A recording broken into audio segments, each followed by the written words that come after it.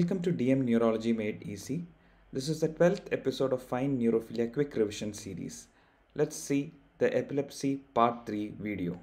And go back and read your textbook. That is basically Harrison, first of all, and then some parts of Bradley. You will be able to easily be confident while writing your exams. So that is more than enough while writing that exam. So you should always be confident. And I know that the drug portion has been getting repeatedly asked in the entrance examination, and most of it you will be able to read it by yourself.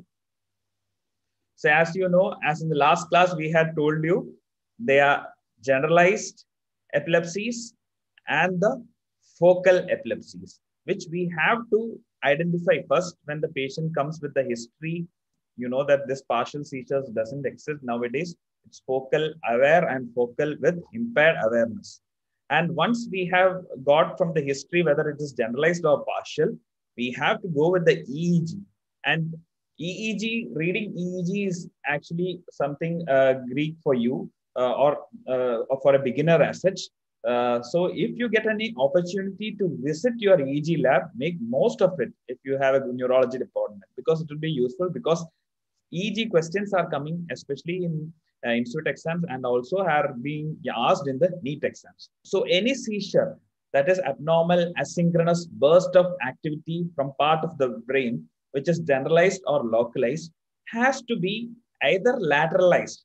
So lateralization means either we should say it is from the left part of the brain or from the right part of the brain, or we should say that it should be from either from the frontal region, temporal, or the parietal, or the occipital region. So it helps us to further treat the patient as well as prognosticate and help the patient further. Auras are actually the subjective inner feeling of the patient, which we won't be able to make out. This is what the patient feels. Even if the bystander is giving the history, we won't be able to make out. This the patient has to come up with himself. So this auras, as we had know the visual senses, visual sensory auras, visual, auditory, olfactory, gustatory, the autonomic, and the much talked about the epigastric auras and the psychic auras are very important in localizing where the seizures started. So do they actually help us to localize the seizures? Which one of the following seizures is commonly associated with auras? Yes, it is the temporal seizures. Temporal seizures have got so much of pathognomonic features and signs, and they have got auras. And we know the notorious mesial temporal lobe epilepsy, which are the largest of the temporal lobe epilepsy. We have the mesial one, that is the medial one, and the lateral one. And of this, the epigastric aura is the most common one in the temporal lobe epilepsy. So the epigastric aura means there is a rising feeling, the epigastric pain. Even the patient may land up in the gastroenterology department or the surgery department thinking that the patient is having some other problems. We had such patients.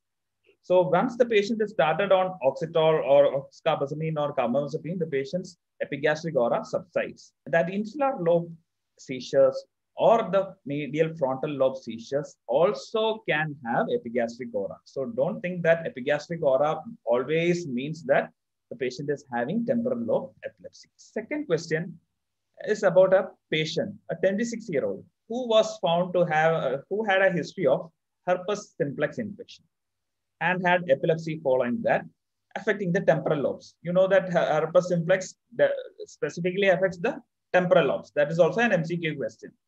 And the clinical features of this seizures in mesial temporal lobe epilepsy are having some features. As already discussed, they will be having epigastric aura.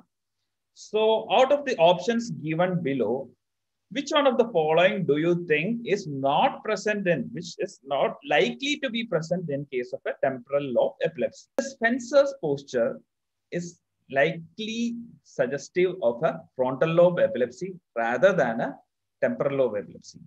And you could argue that olfactory hallucinations is most likely, it is actually a feature of a temporal lobe epilepsy. But you could argue that this temporal lobe olfactory hallucination are more likely in case of what are more likely in case of tumors affecting temporal lobe epilepsy. But the best answer here is a Fencer's posture, which is seen in the frontal epilepsy.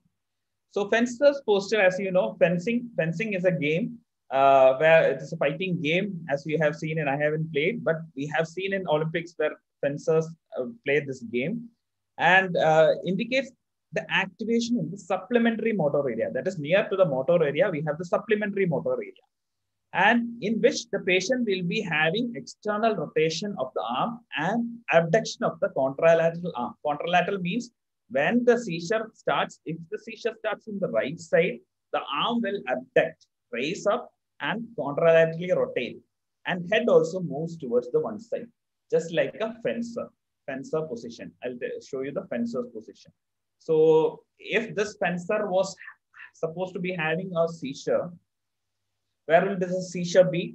Actually, contralateral arm. So that raised arm with head position. So the seizure would be in the, if you are looking at me, the seizure would be in my right arm. So this was one of my patients who had a fencer's posture, but his left arm was actually held tight by his mother back to the adducted position. His left arm was actually abducted, and he was in actually the fencer's posture. If you see his head, it will be pretty clear. His head is looking towards the left side. If his arm was supposed to be abducted towards the left, and hand was extended towards the hand was flexed, and like in a fencer's posture as shown above, it was looking like this. So he was having a kind of a frontal kind of seizure, frontal lobe. So this auras which are subjective to the patient and objective findings which we see in this patients help us in localizing and lateralizing the seizures. In the temporal lobe, as we know, we divide this temporal lobe into two parts, the mesial, the medial part, and the lateral part. We have already discussed that the mesial one would be having epigastric sensation. So the feeling of butterflies in the stomach doesn't always mean that the person has had fallen in love. It could be a temporal lobe epilepsy, and especially the rising feeling. You may think that the patient is having a GERD symptom. The patient may have a deja vu. The patient may feel that the patient has come to that place previously, or a jamais vu. That is the patient may feel that he or she had heard something which has been said, and she may feel that she had heard this earlier. Or fear, olfactory and gustatory hallucination. I have told you earlier, olfactory and gustatory hallucination would more likely suggest a tumor in that region rather than an infection like HS. And the objective findings would be a motor arrest. The patient will get arrested, stared, will have automatisms, gustatory and oroelementary automatism, and would have ipsilateral manipulative automatisms. Last class, I have told you regarding RINCH, R-I-N-C-H. See that in the revise it in the previous module. Just check in the previous module. And have a contralateral dystonic posture. This all suggests a mesial temporal lobe onset. So as I had told you, this would mean a mesial temporal lobe epilepsy. This part is the mesial temporal lobe, and this is the lateral one. And if the same patient is, if the patient is having a lateral one, the patient will be having auditory auras. Rather than this epigastric auras, the patient will be having auditory auras. So why is it so? Because the Heschel's gyrus, that is the area 41, the Brodmann's area 41 is in the lateral part here. And the patient will be having early facial twitching. And as you know, all the features which were there in the mesial temporal may not be there, like oroelementary automatism, the speech arrest, etc. won't be there. The frontal lobe, this is a very difficult seizures to identify, because what is this frontal lobe seizures? As you know, the most commonly auras are associated with temporal lobe seizures. Frontal lobe seizures can have something called cephalic aura. Cephalic auras are actually kind of funny feeling within the head, or some bugs crawling over the head, inside the head, etc. And kind of forced thought sensation and sensory aura, but without a march. And the patient can have focal chronic tonic activity. They if it occurs in the night, the patient will will be having kind of hypermotor seizures. Hyper means a highly motor seizures. The patient may have bipedaling like movements. We may think that the patient is having kind of pseudo seizures. That is, he is acting out it in the night, or we may think there is nothing wrong with it because it may not seem like a seizure semiology. And it is most commonly thought as a psychiatric disorder just because of the reason that this frontal lobe seizures, even though the patient is showing all these kind of movements and may be mistaken for complex automatisms, and the patient will be aware. And if you look at the EEG, the problem is that the EEG will be normal in such patients because, as you know, the frontal lobe is large. The seizure focus may be very deep inside, and the EEG, as you know, we are putting this EEG electrodes on the scalp region, and we may not be able to pick up the spike from the scalp region. And the patient may be branded as a psychiatric patient or a pseudo seizure patient. Cingulate and the orbitofrontal, that is more medial, will have gestural automatisms. And parietal lobe, which is lateral to the temporal lobe. And these parietal lobe can have features of all the features, most of the features like that of a temporal. It can have mixed features of a temporal or a frontal lobe. You needn't by heart what is there in the parietal lobe. It can have some somatosensory auras and all, which is not that significant or not specific. It can have a mild vertigo, feeling of body motion, etc., etc. What is important is regarding the aura of a temporal lobe and the cephalic aura of a frontal lobe.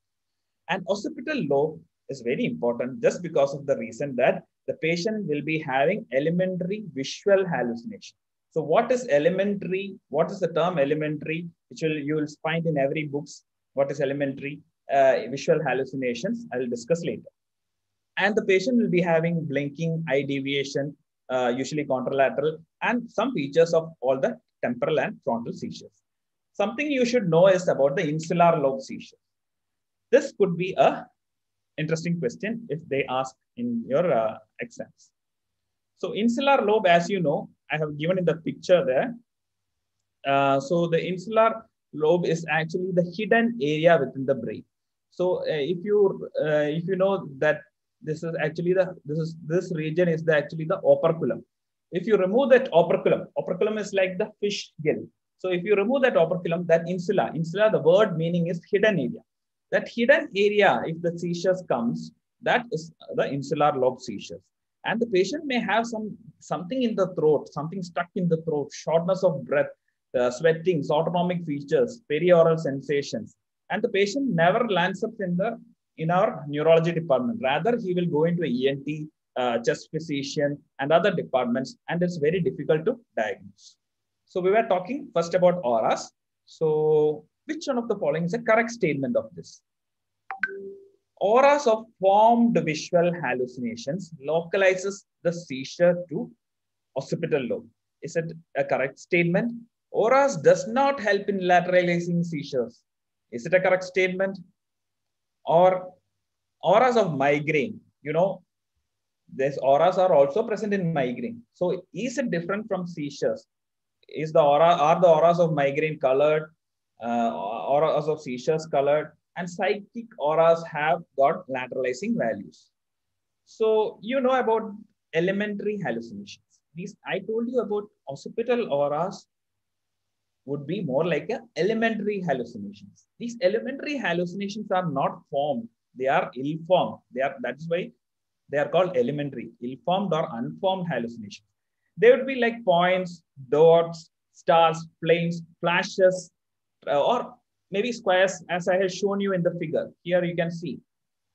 And these are suggestive of occipital lobe seizures. But once you get formed hallucinations, that is objects, faces, well-formed hallucinations, animals, people, even scenery, that suggests that the localization is in the temporal or the more likely in the parietal lobe. And you know the migraine auras, they are like scintillating things moving around in what you call fortification spectra, like kind of thing moving around. So this, you should always understand that unformed hallucinations are not part of temporal lobe, and formed hallucinations are part of occipital lobe. So even if you think that all the visual processing is done by the occipital lobe, if you find a face as a hallucination, it is most likely is coming from a temporal lobe and not from a visual, or not from a occipital lobe. Are not helping us in case of lateralizing these auras, which all of them which we have discussed till now, doesn't help in lateralizing, especially lateralizing. It just helps in localizing. It tells us whether most likely it could be from a temporal lobe or a frontal lobe. That also, it is not 100% specific, or it cannot be pathognomically said that epigastric aura is most like it should be from the temporal lobe. It could be from the frontal or the insular lobe. Does not help in lateralizing seizures. It doesn't say the side from where the seizures have. That is the correct statement. And aura of formed visual hallucination localizes the seizure specifically to the temporal lobe and not to the occipital lobe. That is the first one is a wrong statement. And aura of migraine is not colored. Seizures are the colored auras, and psychic auras doesn't have, all auras doesn't have a lateralizing value. So that question I made just made to make you understand all these mistakes, and never jump and answer the first option. Not only in my question, in any question, just see, because that is the question setter's mind, because you are writing a DM neurology exam, not MBBS or an MD exam. So that would be the mindset of an examiner. So you have to understand that regarding auras in migraine and auras in epilepsy. And psychic auras are actually of no localizing value. Psychic auras would include this deja vu, jamais vu, even autoscopic phenomena, seeing double or feeling the presence without optical image, out of the body experience, failure to see one part of the body, that all would be psychic auras. And some movements which helps in lateralizing would be all these. So I don't want to go into details, but remember all these. This figure 4 would help in lateralizing to the contralateral hemisphere, and fencing posture, as I told you, most likely suggest a frontal one. And unilateral being, this second slide is very important. All this one, at least you have to know if it's a tough exam and epilepsy is important, like more epilepsy questions are coming, this could come. Okay, hypermotor, as you say, as I had told you, suggests a lesion from the supplementary motor area. A patient with hypermotor seizures, rapid movement of seizures with preserved awareness, has a normal EEG while he was having the ictus. What is the probable site of the seizure focus? So we are definitely sure that the patient is having some problem. So what do you think is the seizure focus? So hope you can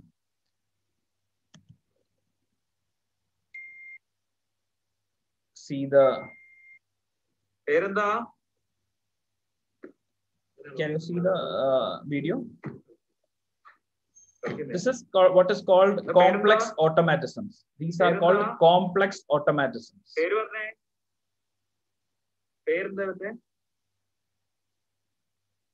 So you can see. But all during this ictus, that is this semiology.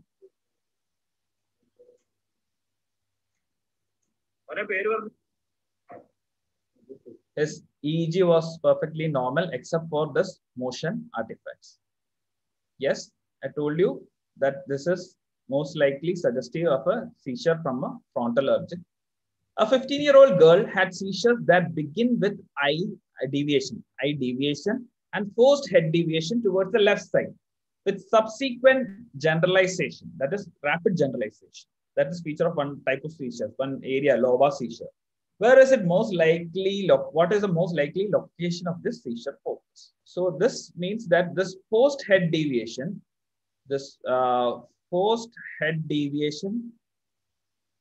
and this movement of the eye suggests that the patient is early post head deviation, and this movement of the eye towards the opposite side suggests that the lesion is on the right side. So the patient was moving the eye towards the left side with head deviation early towards the left side, suggests that the patient was having a right frontal seizure. Try to answer. A 32-year-old man with seizures in which her left arm became dystonic while she exhibits right arm automatisms. Where is the most likely location of the seizure? Unilateral dystonic posturing of arm during a seizure has important lateralizing value, that is temporal lobe epilepsy, suggesting that the seizure is from the, so dystonic posturing of an arm would suggest a lesion from the opposite temporal lobe. So that was regarding seizure localization. And we'll just see some of the EEGs.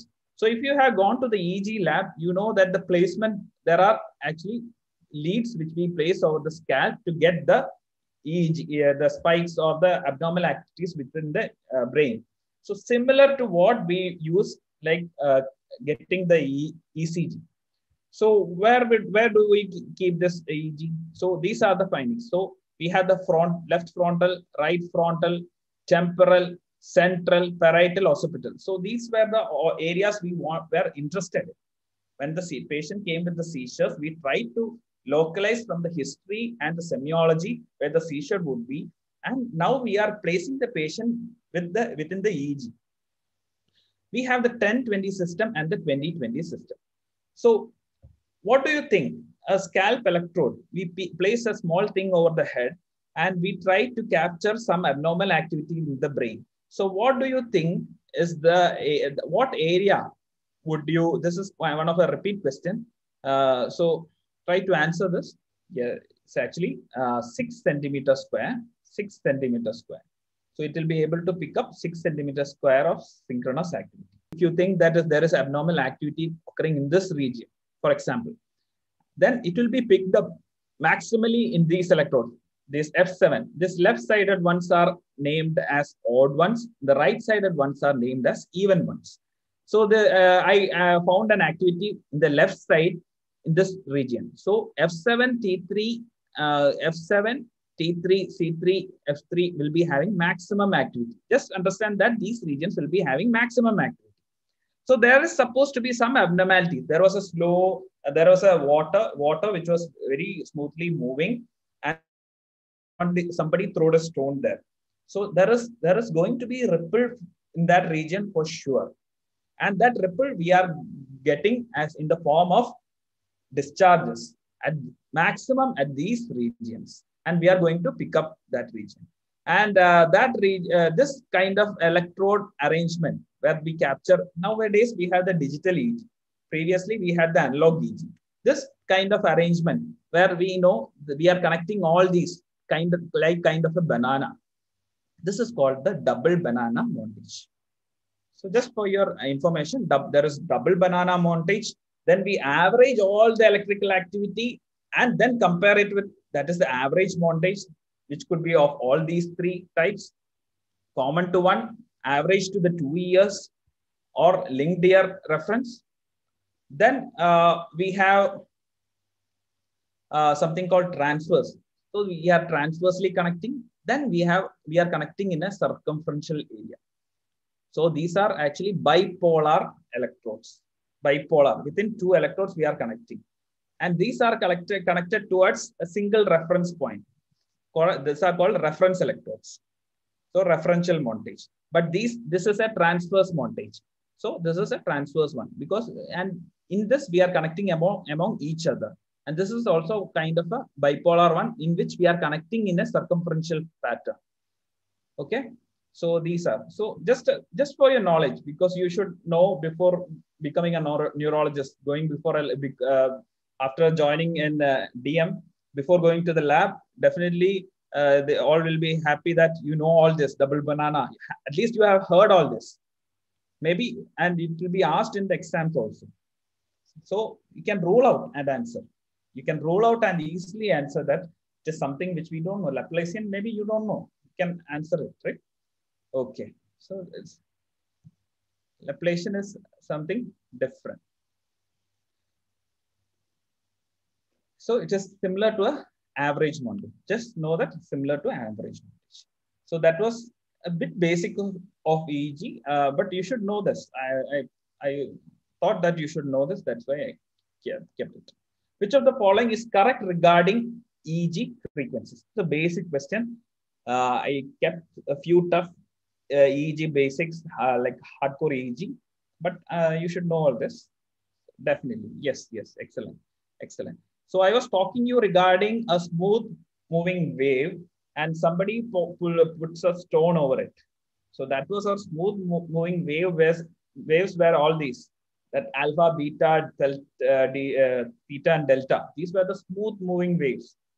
And you have to know these smooth moving waves, their semiology, their activity, their features, clinical features very well. Where is it found most prominently? That because you know alpha rhythm is more dominant in the posterior part.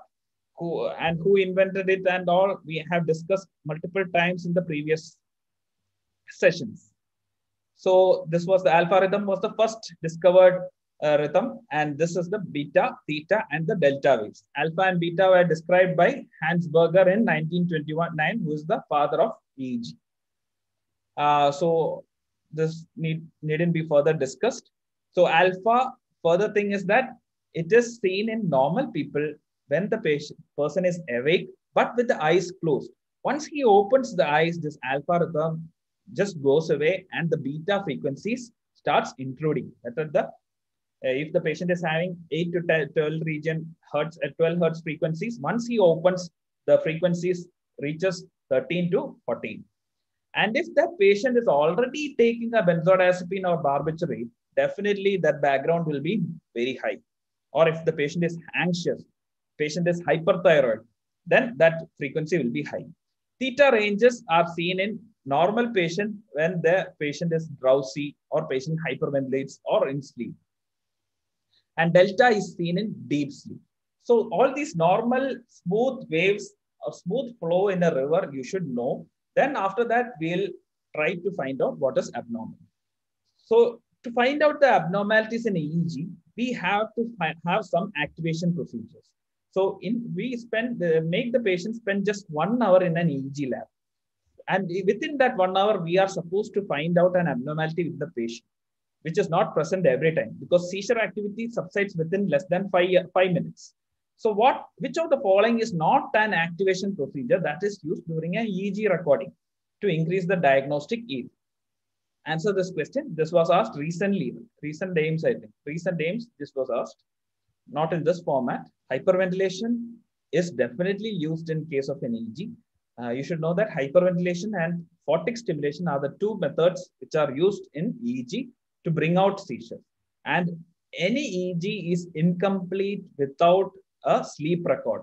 Within the 1 hour recording, the maximum you take a 40 minutes to 1 hour record. And if you don't get a sleep record, you write awake record, sleep not obtained. So that means that because sleep is a definite activation procedure and most of the spikes get activated and we can visualize the spikes during that sleep or from awake to drowsiness stage. That is when we can see these spikes. So you should know that too. So noxious stimuli is usually not applied in case of as an activation procedure.